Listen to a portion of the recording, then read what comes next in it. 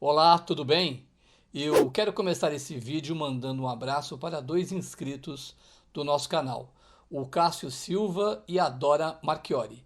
E quero pedir para você continuar compartilhando nossos vídeos, você acionando o sininho para receber as notificações, e para você que ainda não se inscreveu, eu peço que você o faça, tá bom?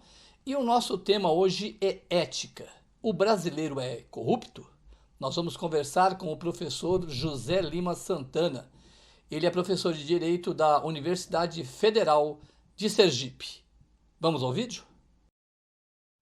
O meu convidado já está em tela, que é o professor José Lima Santana. Professor José Lima, muito obrigado pela sua presença aqui no nosso canal. Eu agradeço a você pelo convite. Ah, legal. Professor, o professor está falando de Sergipe, né? O senhor viveu a vida toda em Sergipe, professor? Sim, eu nasci na cidade de Nossa Senhora das Dores, onde eu estou neste momento, que fica a 72 quilômetros da capital, Aracaju, e a minha vida toda foi dedicada ao meu estado. Na verdade, em 1982, eu recebi um convite para ser advogado no escritório de advocacia de André Franco Montoro, no ano Olha. em que ele foi eleito governador, mas eu não aceitei. Depois, ainda na década de 80, no governo de Orestes Quércia, eu recebi um convite para ser advogado da Sabesp, do meu querido amigo e de saudosa memória, o doutor Gastão César Berrenbach, que era o presidente da Sabesp. Eu também não aceitei para não deixar minha terra natal. Ah, que legal. Bom, então, professor, a nossa matéria hoje é sobre ética, né? A nossa matéria é sobre a corrupção na sociedade brasileira. Mas antes, antes eu conversei com o senhor, antes de gravarmos, o senhor me contando da vida do senhor, e o senhor falou uma coisa muito diferente, que eu achei muito legal. O senhor, e nós vamos falar sobre isso também, o senhor começou o trabalho do senhor na política, aí o senhor entrou na faculdade, então o senhor tem o lado político e o lado do professor olhando a sociedade. Mas há pouco tempo, acho que em 2016, o senhor foi ordenado padre, professor, é isso? Aos 61 anos de idade, eu fui ordenado padre no dia 9 de dezembro de 2016 pelo arcebispo José Palmeira Lessa, hoje arcebispo emérito da nossa arquidiocese de Aracaju. Eu sempre Oh, tive, Cacá, uma vida muito dedicada à igreja desde os 19 anos de idade. Na década de 70, o bispo queria que eu fosse para o seminário. E eu dizia que não iria porque eu não tinha vocação sacerdotal, dizia eu. Mas, na verdade, eu tinha um certo desejo de ir para o seminário. Entretanto, eu disse uma vez ao bispo: eu não vou por causa de vocês, bispos. Eu vou brigar muito com vocês. Acabei não indo, acabei namorando um bocado, mas não casei. E já na idade, né, da terceira idade, aos 61 anos, eu fui ordenado padre. que legal. E isso aí é uma coisa importante também no nosso tema, né, professor? Que a igreja, no geral, ela prega muito a ética, né? O cuidado com o bem público, esse tipo de coisa. Então, isso é importante a gente falar. Mas é muito legal, viu, professor? A história de vida do senhor é muito legal. Deixa eu começar, antes, que eu quero saber da corrupção na sociedade. Mas o senhor, inclusive na ordenação do senhor, o governador do estado estava, não foi isso? Estava assim: Que legal. governador, desembargador federal, desembargadores aqui do Estado, presidente da Tribunal de Justiça, presidente da Assembleia Legislativa, amigos, todos amigos. É muita moral, viu, professor? É muita moral. O senhor foi secretário diversas vezes, né, professor José Lima? É, eu vou lhe fazer uma pergunta que todo mundo fala que, que a maioria dos políticos tem uma tendência a se corromper. Eu vou lhe fazer uma pergunta porque o senhor viveu o lado da política sendo secretário de Estado de capital, de várias secretarias, né? A corrupção ela está enfiada no meio político, professor? Isso é uma realidade? Eu acho que a corrupção no Brasil ela é pandêmica também, lamentavelmente. E isso não vem de agora, vem de longe. Vamos nos lembrar, por exemplo, sem querer ferir os meus queridos irmãos paulistas, eu adoro São Paulo, vou muito a São Paulo, adoro a noite de São Paulo, a gastronomia de São Paulo, tenho aí pessoas muito queridas, mas nós tivemos no passado um governador de São Paulo, da década de 50, que tinha como lembrar rouba, mas faz, lamentavelmente. Mas isso não foi só em São Paulo. Nós temos visto em várias partes do Brasil, quer seja na União Federal, nos estados, nos municípios, pessoas que, lamentavelmente, têm uma deformação moral. E essa deformação moral acaba indo para a gestão pública quando essas pessoas com deformação moral alcançam cargos públicos, sejam eles eletivos ou não. Lamentavelmente, isso acontece muito no Brasil. Logicamente, isto não é uma unanimidade nacional, mas há muitas pessoas que, infelizmente, se aproveitam dos recursos públicos para aquilo que nunca deveriam fazer, que é a conjugação de atos de corrupção com o enriquecimento ilícito que acontece muito, lamentavelmente, no nosso tão querido e sofrido Brasil. E, já que nós estamos falando disso, o senhor acha que a Operação Lava Jato foi uma coisa boa ou não, professor? Apesar de algumas deformações processuais apontadas por algumas pessoas da imprensa ou da vida jurídica nacional, eu acho que a Operação Lava Jato ela trouxe sim um novo momento para que nós possamos repensar a administração pública no Brasil, mesmo que ela tenha cometido alguns lapsos do ponto de vista da processualidade, eu acho que no conjunto foi benéfica, sim, para a sociedade brasileira e nós esperamos que outras operações desse tipo possam ainda acontecer. Mas é lamentável que nós tenhamos que esperar por isso, porque o ideal é que nós nunca tivéssemos que precisar de operações desse tipo. Mas é importante ter acontecido, né? E hoje o senhor acha que a gente está mais blindado contra a corrupção? É difícil falar, né, professor? Porque há pouco tempo agora, por causa da pandemia, a gente começa a ver já estourar casos de corrupção. O Rio de Janeiro é uma coisa tão triste, né, professor? Parece uma coisa, parece que não tem solução, né? É, a gente pensa que as pessoas vão ter mais, os políticos que têm essa que fazem esse tipo de coisa, que eles vão ter mais medo, mas vai ter sempre a coisa da alma, é a coisa do ser humano mesmo, né, professor? Cacá, na verdade, por exemplo, você falou do Rio de Janeiro, cidade que eu adoro também, onde estão duas das minhas grandes paixões. A minha Estação Primeira de Mangueira Que e o meu legal. clube de regatas do Flamengo, do qual eu sou conselheiro eleito. Mesmo morando em Sergipe, eu sou conselheiro do meu Flamengo. Então, adoro o Rio de Janeiro, mas você disse muito bem, parece ser um caso sem solução. Já são 7 estados apontados com problemas de corrupção neste momento da pandemia. E, além desses 7 estados, também várias capitais estão apontadas com problemas de corrupção pela compra de equipamentos, pela instalação de hospitais também de emergência, o que é profundamente triste para nós brasileiros. Num momento tão grave da situação sanitária do país e do mundo, nós termos tantos atos apontados como de provável corrupção é triste, é muito feio que isto possa estar acontecendo. Esperamos que um dia nós possamos sanar de vez toda essa questão que, lamentavelmente, se incorporou na vida política e na vida administrativa do Brasil. Agora, o senhor é professor de direito, o senhor é padre, o senhor já trabalhou na política e o senhor tem uma opinião muito embasada com muitos elementos. O senhor acha que a sociedade brasileira, é evidente, né, professor? Nós não estamos falando de todo mundo, mas, no geral, a sociedade brasileira, ela é corrupta, professor?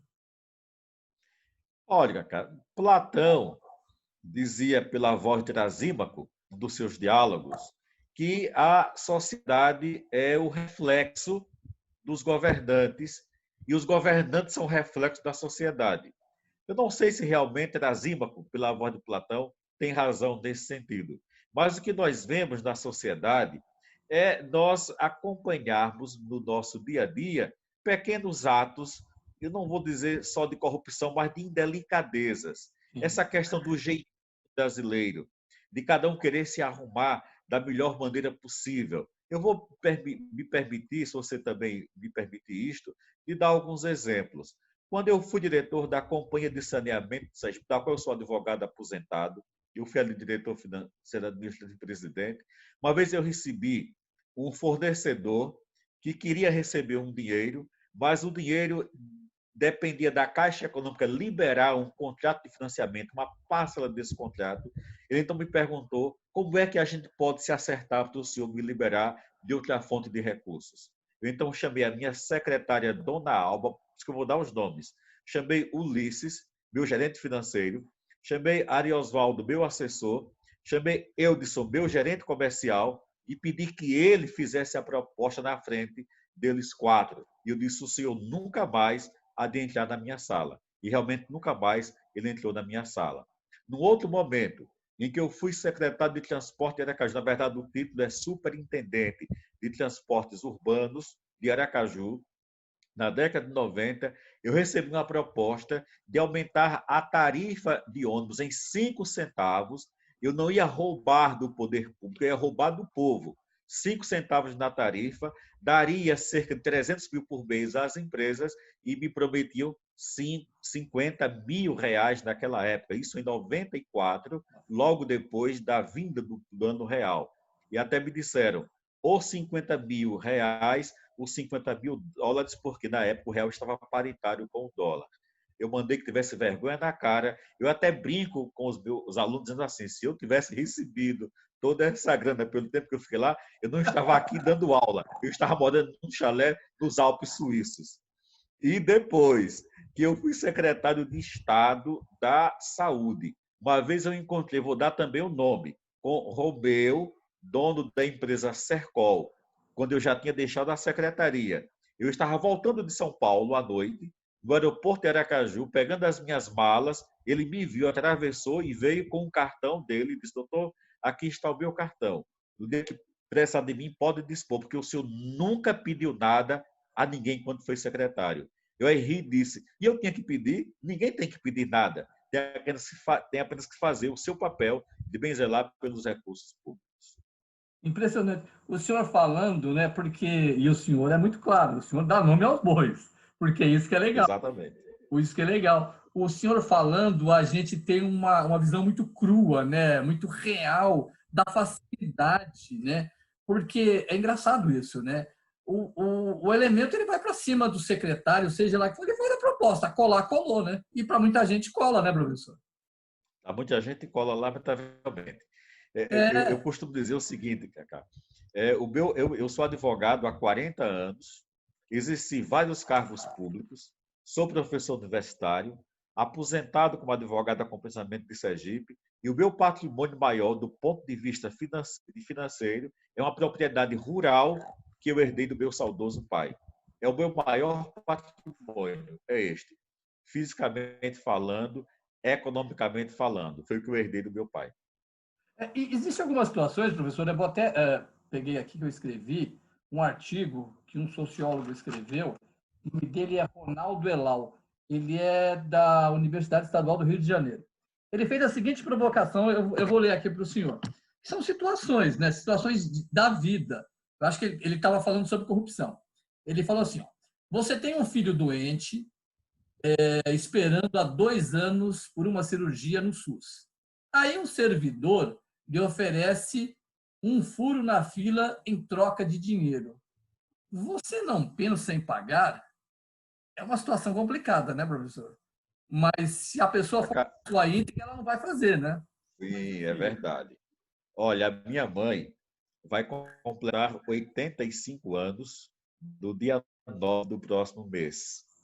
A minha mãe precisou algumas vezes enfrentar uma fila para marcar uma consulta médica para o meu irmão, que tinha sido operado de um tumor do cérebro, marcando essa ficha para a consulta no Instituto de Previdência do Estado de Sergipe, do qual, na época, eu era o presidente. Um belo dia, eu passei numa fila enorme, lá estava a minha mãe. E o diretor de assistência do Instituto ia passando e eu apresentei a minha mãe a ele. Ele me perguntou se eu não tinha vergonha na cara para deixar minha mãe enfrentar uma fila para marcar a consulta do meu irmão, Porque eu, como presidente, disse, você poderia fazer isto. E eu disse, se eu fizer isto, eu estou furando a fila. E eu não posso furar a fila como presidente do Instituto. A minha mãe vai ter que enfrentar a fila para marcar a consulta do meu irmão. Doutor Adair, que era o nosso diretor de previdência daquela época. Que legal, professor, é um exemplo. A gente. Eu vou fazer uma pergunta para o senhor. O senhor falou de uma instituição de Estado. O mau funcionamento das empresas do Estado acabam levando as pessoas a tentar.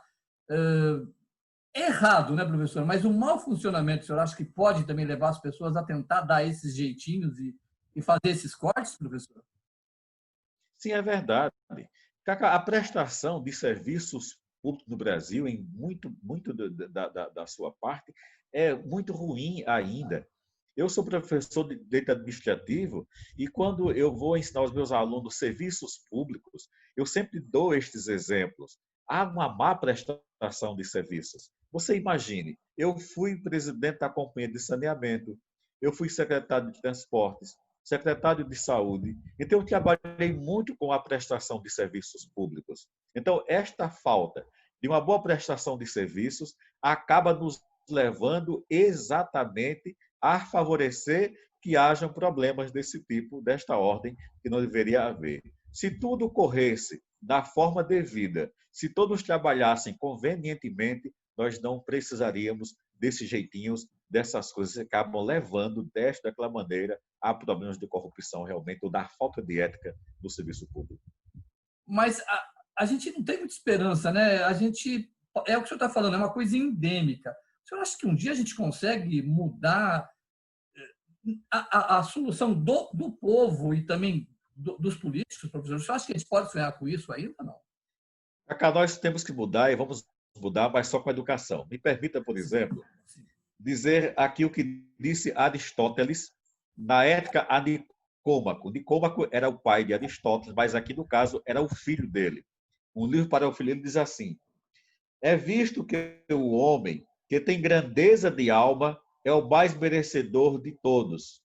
Ele deve ser o homem mais excelente, pois quanto melhor é um homem, mais é ele merecedor, e aquele que é o melhor, o mais excelente, é merecedor ao máximo. Portanto, o homem verdadeiramente grandioso de alma é necessariamente um homem bom. Para ser um homem bom, é preciso ter uma boa educação. É isso que nós precisamos, não é? Dar uma boa educação, mas não só a educação como instrução da sala de aula. A educação que a gente diz que vem do berço, que nasce nas casas da gente, que os nossos pais nos ensinam. Francis Bacon, no seu livro Ensaio sobre a Moral e a Política, nos diz: o pensamento dos homens depende de suas inclinações. Seu discurso depende de suas luzes, dos mestres que teve e das opiniões que adotou. Suas ações, contudo, são determinadas tão somente por seus hábitos. Quem tem hábitos bons vai cultivar boas ações. Quem tem hábitos ruins vai cultivar e propagar péssimas ações na sua vida particular e na sua vida pública. A escola no Brasil, ela trabalha com o tema ética, professor? O senhor acha que a gente precisa crescer nisso ou você acha que a escola ela introduz a ética dentro das matérias? Porque é importante a escola também falar disso, né? É importante que a escola fale desde as primeiras letras. Hoje, com a BNCC, nós temos que ensinar às crianças desde cedo todas as questões da vida fundamentadas na filosofia, e aí está, claro, a parte moral, a parte ética. Ensinar os bons costumes, ensinar a boa vivência e a boa convivência, viver e a viver com o outro.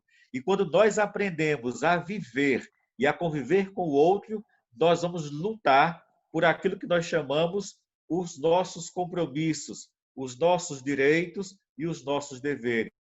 Mas enquanto a gente pensar apenas em direitos e não também em deveres, a gente não vai aprender o caminho da ética, o caminho da moral na nossa vida pessoal e na nossa vida pública. Sim. E a gente, de vez em quando, a gente fica até assustado, né, professor? A gente vê, na Copa do Mundo que teve aqui no Brasil, o japonês terminava o jogo, a seleção do Japão terminava o jogo, eles limpavam tudo. Aí o brasileiro ficou olhando, esses caras são loucos? Quer dizer, a gente fica assustado quando os caras têm esse tipo de preocupação. Eu passei por uma experiência, eu só tive uma experiência fora do Brasil, de pegar ônibus na cidade de Nova York, Manhattan.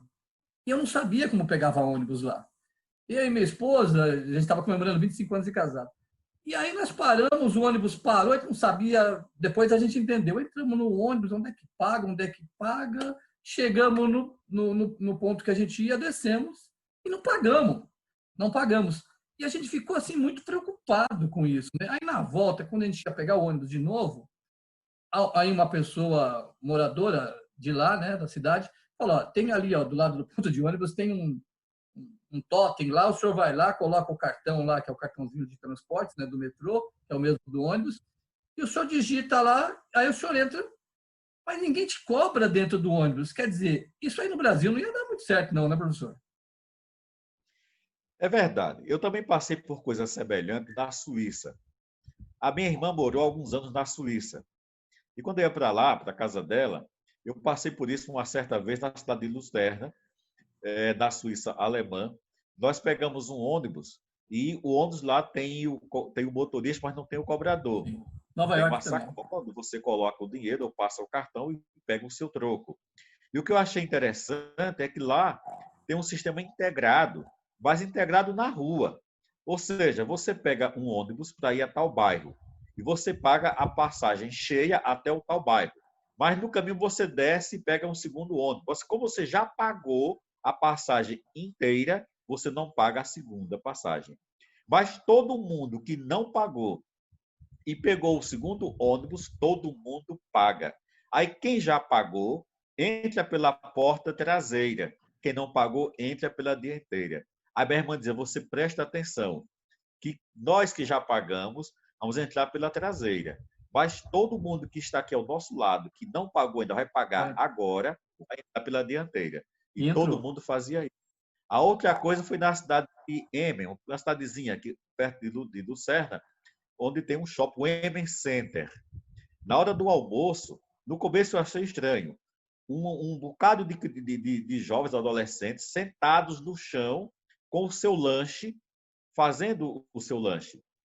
Quando acabaram, limparam tudinho, um restinho de Coca-Cola, um farelinho de pão, etc.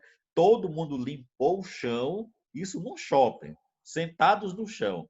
Todo mundo limpou tudinho, direitinho, arrumadinho, na maior tranquilidade. Quer dizer, estes são exemplos que nós devemos trazer para nós também.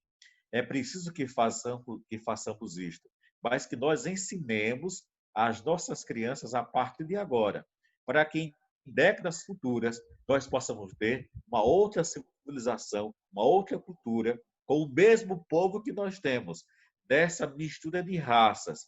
Eu, por exemplo, negro como sou, eu digo assim, negro na pele e na consciência, mas com a pitada muito boa de sangue indígena, porque uma das minhas bisavós é indígena, e também de sangue branco, porque a mãe da minha mãe era filha de um senhor de escravos, embora casada, 37 anos depois da abolição, com um neto de escravos.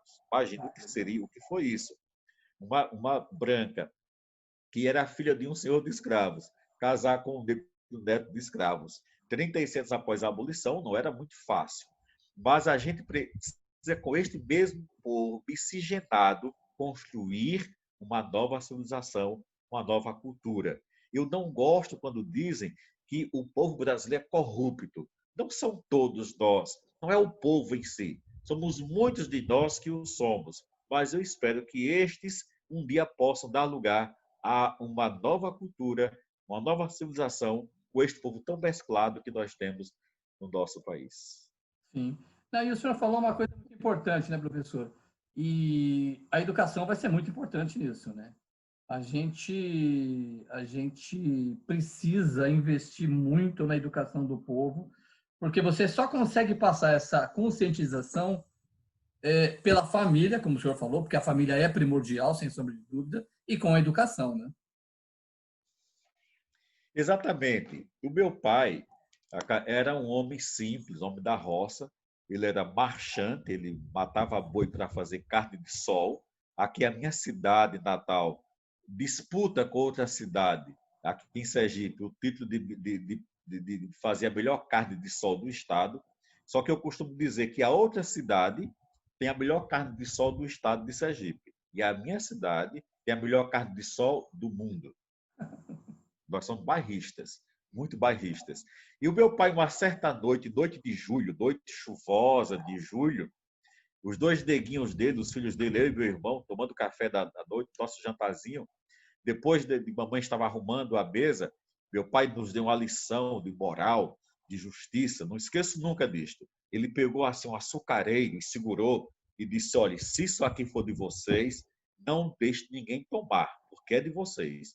Aí ele afastou o açucareiro das unhas e disse, agora, se não for de vocês, não pegue, porque não é de vocês.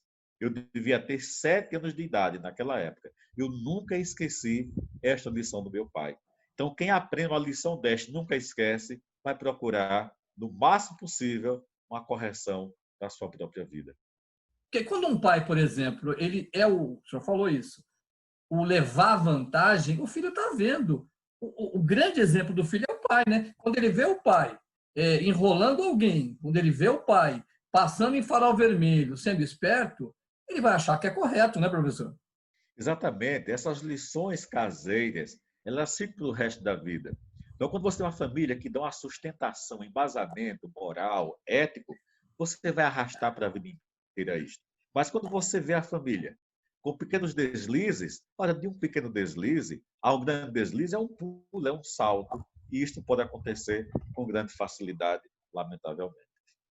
O senhor sabe que eu li algumas coisas antes de conversar com o senhor, né? Eu falei de um sociólogo que escreveu, e um outro, que eu não lembro do nome dele agora, ele fez a seguinte afirmação. Afirmação polêmica, não sei se o senhor concorda, é polêmica. Quanto mais baixa a escolaridade, maior é a tolerância do indivíduo com as trapaças do dia a dia. O senhor concorda, professor? Olha, Cacá, a minha querida aluna, Ana Carla Gacheriene, foi quem lhe indicou o meu nome, que mora em São Paulo, professora da USP, porque eu tenho um carinho enorme por ela, pelo esposo, doutor Fernando, pelos pais do doutor Fernando, pela mãe da Ana Carla e as irmãs, todos eles. Ana Carla ouviu muitas vezes eu falar coisas, e uma delas eu vou repetir aqui agora, que eu sempre cito em sala de aula. Um dos prefeitos da minha cidade, Antônio Cardoso de Oliveira, já faleceu, cognominado de Juquinha. Eu escrevi 2 artigos sobre ele em jornais de Aracaju. O prefeito Juquinha e o batente de Juquinha gostava de sentar no batente da porta da casa dele. Ele era semi-analfabeto. Ele não sabia ler. Ele aprendeu a assinar o nome mais nada.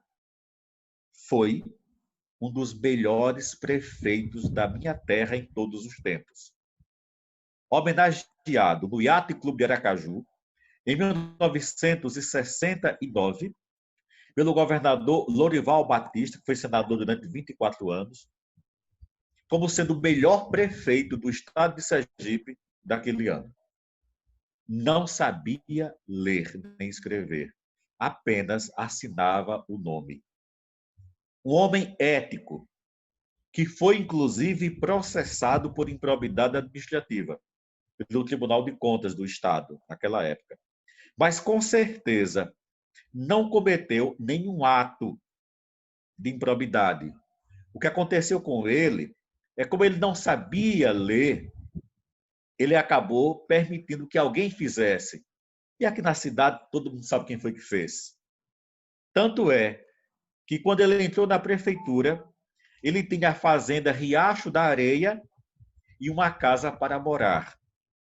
Quando ele saiu da prefeitura, ele tinha a mesma casa para morar, a mesma fazenda, menos cerca de 30 hectares, que aqui chamamos de sem tarefas de terra, que ele vendeu para repor aquilo que alguém surrupiou da prefeitura por ele ser um semi-analfabeto.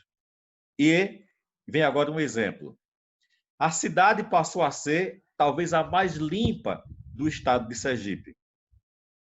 E uma vez eu saí do colégio à tarde, como grupo de colegas, dentre eles Nestor Andrade, hoje aposentado da antiga Petrobisa, e Nestor, que era afilhado de batismo dele, jogou no chão, na Praça Marechal Deodoro da Fonseca, o papel de uma bala.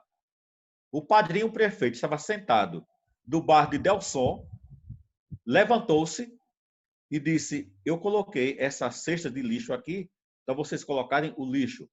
Apanhe o papel da sua bala e bote na cesta do lixo. Nestor, de vez em quando, me lembra isto. E eu digo: Nestor, como é que eu posso esquecer daquela tarde?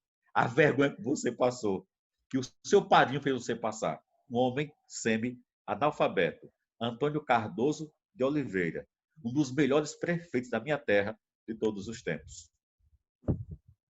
Professor, é engraçado, né? Quando a gente conversa com gente que tem ética, a gente começa a acreditar que a ética pode vencer.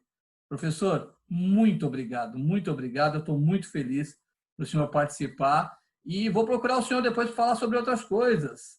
O senhor é professor de direito, sobre leis e, por enquanto, eu lhe agradeço muito, viu, professor? Estarei sempre à sua disposição. Eu agradeço a você e quero mandar um abraço para você, para a sua esposa, para todos aqueles que lhe acompanham e um abraço muito, muito especial para a professora Ana Carla Bleacheriene, uma querida amiga, minha aluna, eu digo sempre minha companheira de sala de aula aqui na Universidade Federal de Sergipe. Muito obrigado. E você? O que você acha da ética do brasileiro? Deixe seu comentário, não se esqueça de dar o seu like e de se inscrever, ok? Nos vemos no próximo vídeo. Até lá!